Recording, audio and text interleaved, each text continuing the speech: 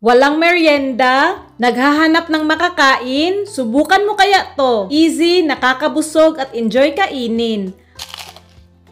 May leftover ako na lumpia wrapper dito. Ganito square, pwede rin bilog. Ito na, gagamit lang ako ng 15 pieces. Pawala lang sa Crave ba. Harina. Lagyan ko lang ng tubig. Ito yung pangpasil natin, wag gumamit ng laway ha. Charot lang. Yan, hinalo ko lang. Isa muna, lukutin natin to. Wala na tayong ilalagay. Tipidity. Tapos dito na to i-eksena. I-sealed na natin gamit ang harina na may tubig. Yan. Ganyan oh. Ganito lang kadali, wala akong nilagay na palaman ha. Namiss ko talaga mag-content guys.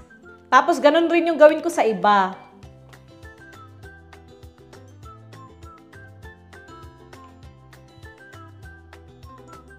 Ito na lahat, oh. Ang bilis-bilis lang lukutin. Since hilaw pa naman na to, itabi lang muna natin. At magpainit na tayo ng dapat initin.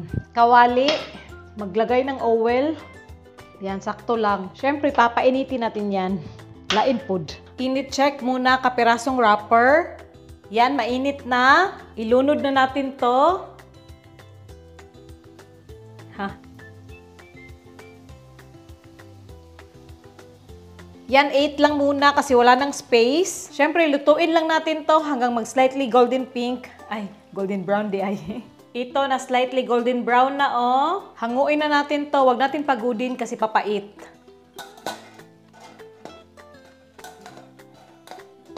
Ayan oh, ang ganda ng pagkaluto. Itabi muna.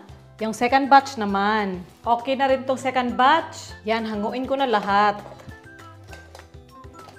Ito na lahat oh, excited ako magmerienda. Siyempre, hindi pwede na walang masarap na sauce. Huwag mo na buksan yung apoy. 1 cup na gatas, evap or fresh milk. Yung local cheese lang. Hindi to easy melt, so gugudgurin natin para mas mabilis matunaw. Yan, nagudgud lang ako ng kalahati. Tilukin. Lagyan lang natin ng konting asin. Margarine, pwede ka gumamit ng butter, 2 kutsara. At panghuli, 2 kutsarang harina. Pangpalapot. Haluin muna ng mabuti. Yung margarine, matutunaw naman ito mamaya. Ito na halong-halo na oh. Buksan na natin ang apoy sa mahina lang. Tapos ukay-ukayin lang natin to hanggang matunaw ang cheese at ang margarine. Ito o, natunaw na yung butter at ang cheese. Huwag lang tigilan ang pag-ukay hanggang lumapot. Ito o, malapot na. Okay na to. Pwede kayo maglagay ng cheese powder para medyo may kulay orange. Bowl, yung sauce. Dried parsley lang pang paatsyo, pwede na wala. Yan na yung cheese sauce o. At lumpia wrapper. Kayo na bahala sa dipping sauce niyo ha, pero syempre gumawa na ako. Yan oh, bitaw. Ang sarap. Yan oh. Oh. Sure ako magustuhan to ng mga bata. Enjoy kainin kasi may sausawan.